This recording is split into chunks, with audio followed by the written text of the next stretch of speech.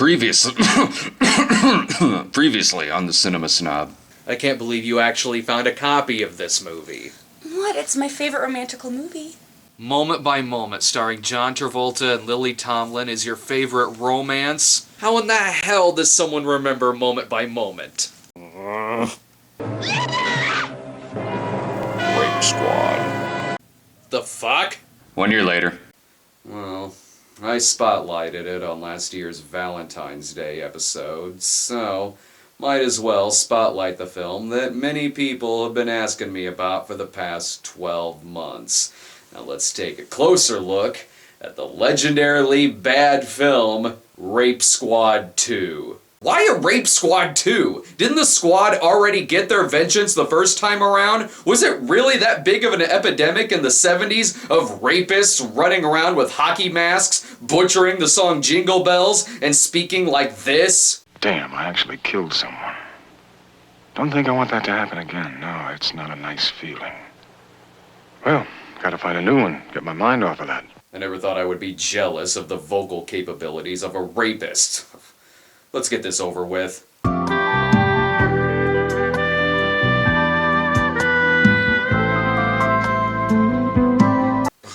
Moment by Moment. The John Travolta, Lily Tomlin sex flick? So Netflix sent me this instead of Rape Squad 2? A way to be a year fucking late in sending me a movie that I didn't even want to see in the first place. But honestly, I really shouldn't be surprised here. I mean, the name of the episode is Moment by Moment. Plus, the artwork is for Moment by Moment. Also, there is no Rape Squad 2, and I don't even have a Netflix account. I am terrible at bullshitting. Moment by moment, the choices we make depend on the chances we take. Released some months after the mega successful Grease, Moment by Moment performed so dismal with critics and audiences that the film was never given any kind of proper release after its brief theatrical run, showing up only on a cable network in an HD format. Mystery Science Theater 3000 even tried to obtain the rights to the film to spotlight on the show, but they were turned down. And having seen Moment by Moment, we missed out on what could possibly have been one of the best episodes of that series. So instead, you're stuck with me, a guy who normally talks about exploitation films on the internet, breaking from format in order to talk about this camp-tacular romantic drama. It is a little weird for me checking out a movie with an actual mainstream company logo like Universal at the start of it, kinda like the Catalina Caper episode of MST3K that began with the Warner Brothers logo. Hell, even the inclusion of a TV rating isn't something that I see every day, or ever, on this show.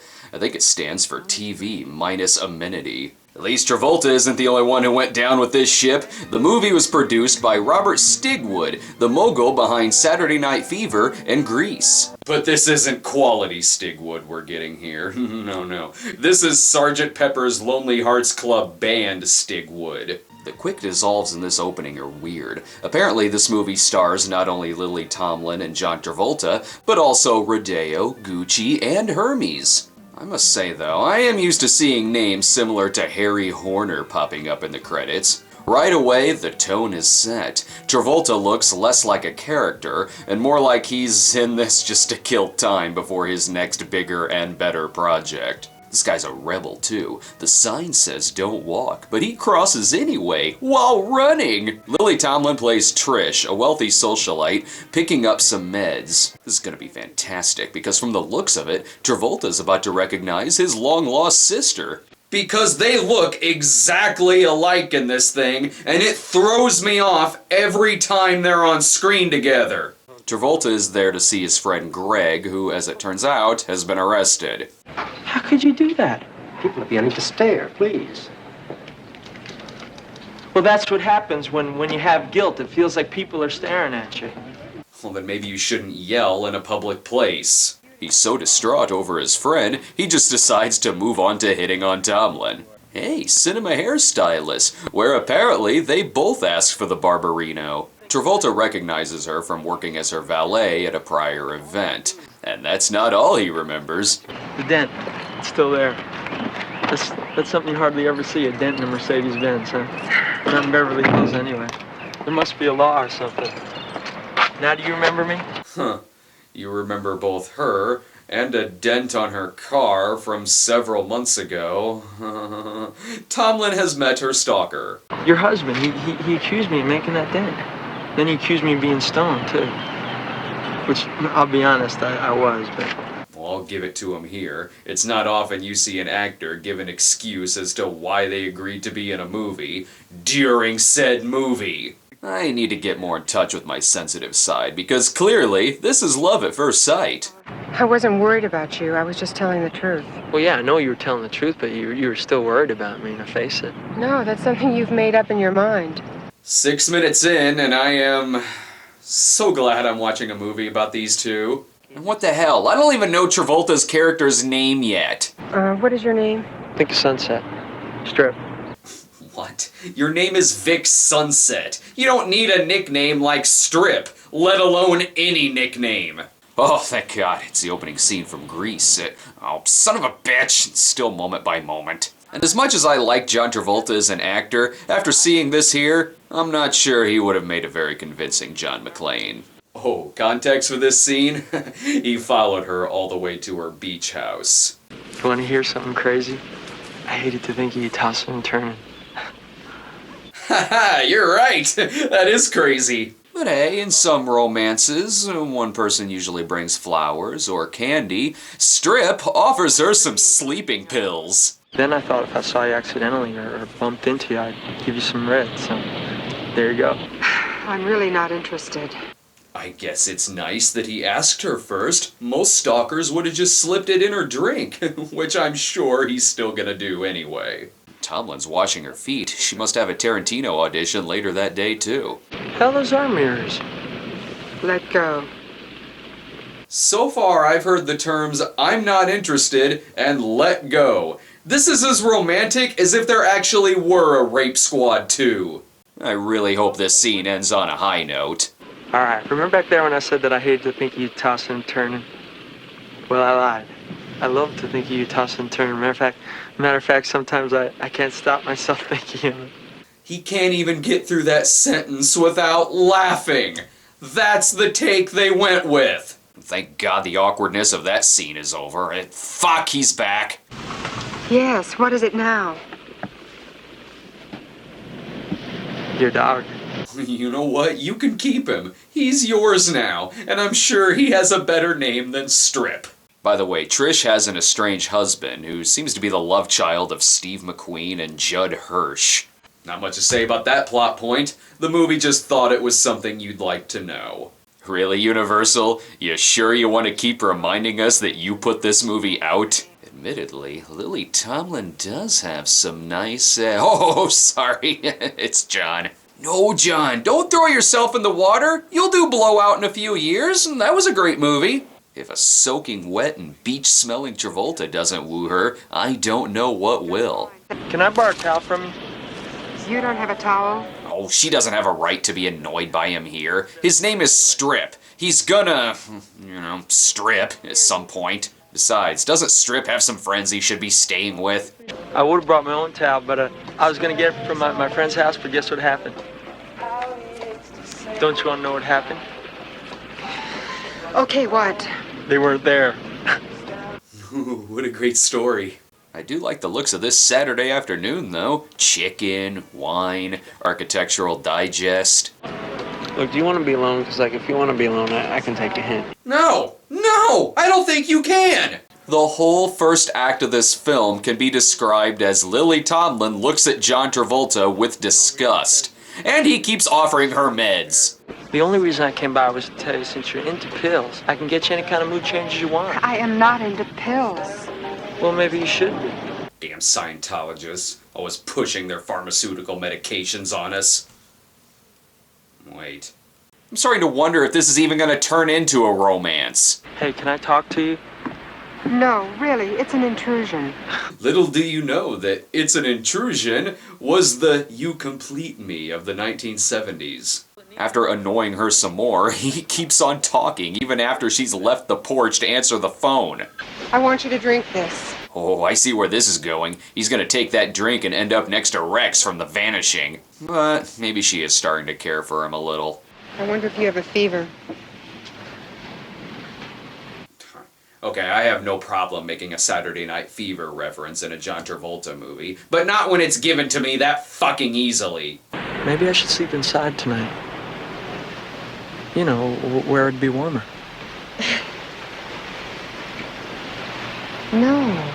The makings of a great romance when one of your leads nearly laughs at the prospect of sleeping with her co-star. For some reason, though, attitudes are suddenly reversed, and Trish begins to go after Strip. Because if she didn't, the movie would be over, and God forbid that happen. Look, will you stop following me? No. Trish gets Strip to agree to have lunch with her, and seeing how stalkerish this movie has been, I don't know if it was a good idea to put a telescope in the background of their first date. Also, he spends most of the conversation talking about his friend Greg. You're not Greg's partner, are you?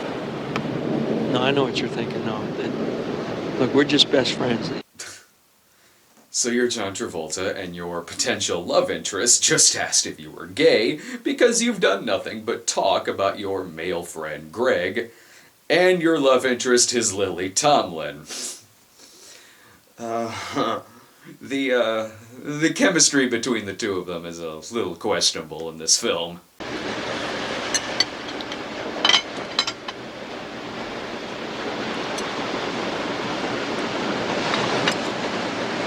Oh, well, never mind. I stand corrected. You know, I always feel like I'm overstepping my bounds with you or something. Well, you stalked her enough, but at least you haven't shown up at her house drunk yet. Oh, now what did I do to upset I you don't now? like your coming here drunk. Oh, just because I'm drinking, that means I'm drunk, huh? Jesus. Oh, scratch that off the list. You know, Film Brain was right when he said that the most annoying and cliched thing in a romance is the third act breakup. This whole movie is the third act breakup. He showed up drunk to ask for his address book, which he left behind at lunch. Convenient. But it's resolved when he shows up later, sober, and again asks for the address book. Good, because God forbid there's any loose ends. I'm gonna get you a robe. Why don't you take off those wet clothes? In other words, Strip. Him showing up at the door all helpless like this, and following it up with lines like these. Are you leaving me? Where are you? Don't leave me. I won't. He's turned into a lost dog, and if this scene ends with him taking a shit on the carpet, that'll honestly be an improvement. And Christ, this is supposed to be some kind of tender moment, but Tomlin looks annoyed just being there. The fuck, is he dead? Oh, okay, he blinked his eyes. With all the movies I watch, I'm kinda used to seeing giant white 70s bush. I know it's the dog, I just like that joke. Now that they've hit it off, maybe the chemistry will slightly improve.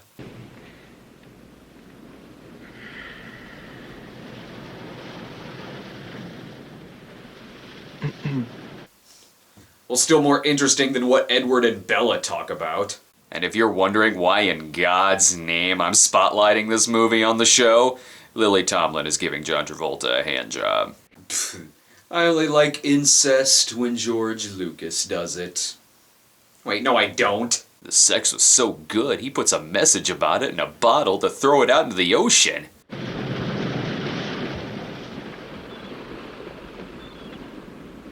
Yeah, you might want to go out there and pick it up from the sand that you just threw it in. I want to talk some more about you. How you met Greg. Hitchhiking. They're making out while she's asking him about his guy friend. Are you sure there's not more to your relationship with Greg? We do get a little bit of backstory here when Strip explains why he became a drifter. September the 4th, my 14th birthday. Why? Because they forgot my 14th birthday for one. Well, it does have a happy ending, though. He did end up with Jake Ryan. It's not my nature to stay where I'm not wanted, so I don't. And how do you explain the whole first 40 minutes of this movie?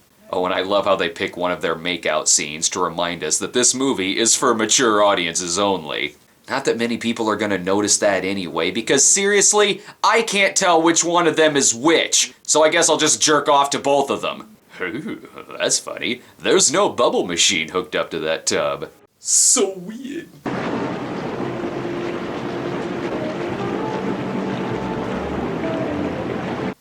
Now that's a look that says, I am not interested in John Travolta's penis in any way, shape, or form. I have something I want to tell you. Strap. Ooh, this is gonna be good! I love you. Not where I thought he was going with that, but regardless, you do not fucking love her! Look, when you're ready to admit that you love me, you can have me, but not until. Then the two never saw each other again. Not really. The conversation doesn't actually end there. If you're not ready to commit to a meaningful relationship with me, one that could be very beautiful, could be very uplifting, it's over. It's an hour into this movie and I'm still saying that this relationship's going too fast. Not even 10 minutes ago, this is what the dialogue was. Are you a member of the Automobile Club? Do I look like I'm a member of the Automobile Club? They've completely forgotten his power of grease lightning. Can I tell you something? Ooh, what's her secret? I've never had cheap sex before. Are these really the secrets you're keeping inside? Because I don't think they are. She actually does tell him she loves him, and he returns it with a smile that says, I'm gonna burn your corpse after I strangle you. But I guess they seem like a cute couple of platonic friends. Okay, remember when I walked in to the cook store and I asked you, did you remember me?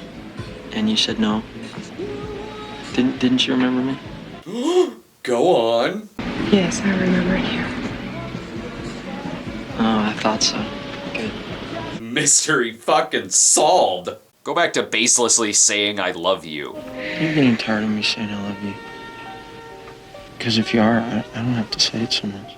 I don't know about her, but the fucking audience is getting a little sick of it. And most of this sex scene just involves the two of them trying to figure out how to take her jewelry off. If there's one good thing to come from this movie, at least a decent looking sandcastle came out of it. Plus, the dogs have better chemistry than the two lead actors. Don't they even have any other friends besides Travolta's off-screen Greg? I am glad to see that you are alive and well. I have been calling and calling. Who the fuck are you? She's got this photographer who does huge blow-ups of feet in all sizes, shapes, and forms. Can you imagine? She's calling the exhibit Footography. Well, thanks for stopping by. Oh, who am I kidding? Stick around. Something else incredibly awkward is gonna happen. Thank you.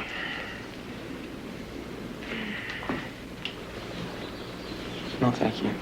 Alright, this time I don't really blame Strip for being pissed off. He storms out, so Trish and Mystery Lady go looking for him on the Strip. And really, I should be watching much better movies, like Jaws 2. I've been giving a lot of crap about Travolta and Tomlin looking fucking identical, but apparently back then, everyone looked like John Travolta. Well, the montage music is kinda good though.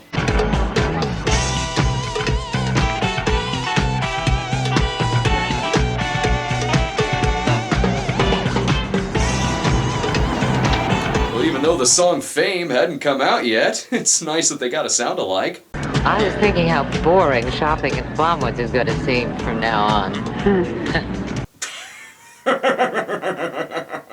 But don't get sad yet. He ends up coming back.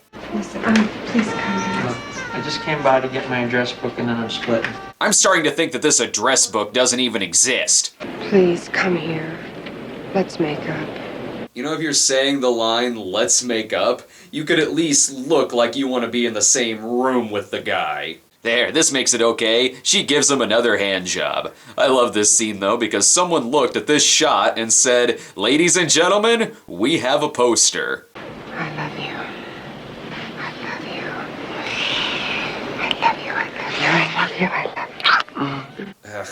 I would say that the phrase, I love you, is losing all of its meaning, but I never fucking believed either of you in the first place. Trish invites him to the photography party, and I think Kitty and Stud's party would have been a much better choice than this. See, even Bo Svensson here looks pissed. Naturally, her ex-husband makes this awkward, so Strip leaves again, only to overhear Trish later talk about how their relationship might not last. Fate is throwing everything but an earthquake at them to keep them apart.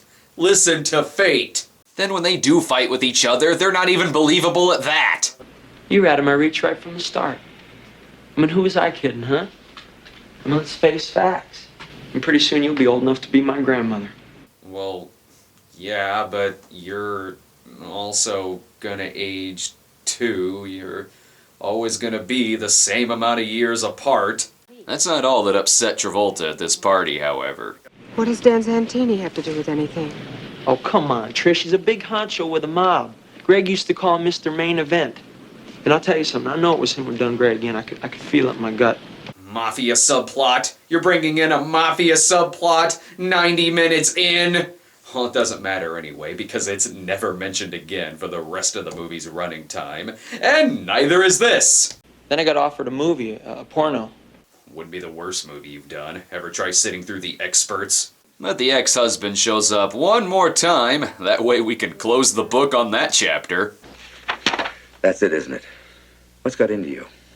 I couldn't believe my eyes. Why does everyone in this movie deliver their lines as if they're watching a ransom video of their firstborn child? After Strip leaves, again, Trish tracks him down, again, by pointing at random locations on the map. He's gotta be around here somewhere. So once she's done scoping out locations for the next John Waters movie, she finds him once again performing absolutely no grease lightning.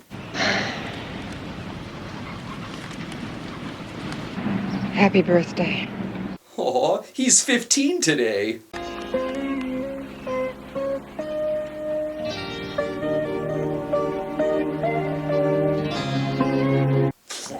Well, that's the end of the movie? We don't even get to see them break up again 24 hours later. I'm guessing there is no future for these two, since all of these Polaroids are just scenes we've already seen, not anything that tells us what may have become of them as a couple. And if you're gonna end your movie with Polaroids, you could at least tell me who played Dr. Nation and Dr. Cosmo McKinley. Well, I can't imagine why this thing faded off into obscurity. Everything is so wrong in so many ways that even an actual train wreck would stop to look at it. And because of that, more people should be talking about this thing. I'm talking DVD release, Blu-ray release, hell, give it a retroactive VHS release. I want commentary tracks because I want to know what exactly happened to put this movie into existence. And I also want to know why the fuck am I spotlighting it on my show? Wait, I remember. Jesus Christ. Yellow. So, moment by moment, you said that Moment by Moment was your favorite romance film of all time? Moment by moment. What the hell is that? What in the hell is that? The John Travolta Lily Tomlin flick from 1978. You're the one who brought it to my attention. Oh, that. I never actually saw that movie. I just wanted to see if you'd be dumb enough to watch it.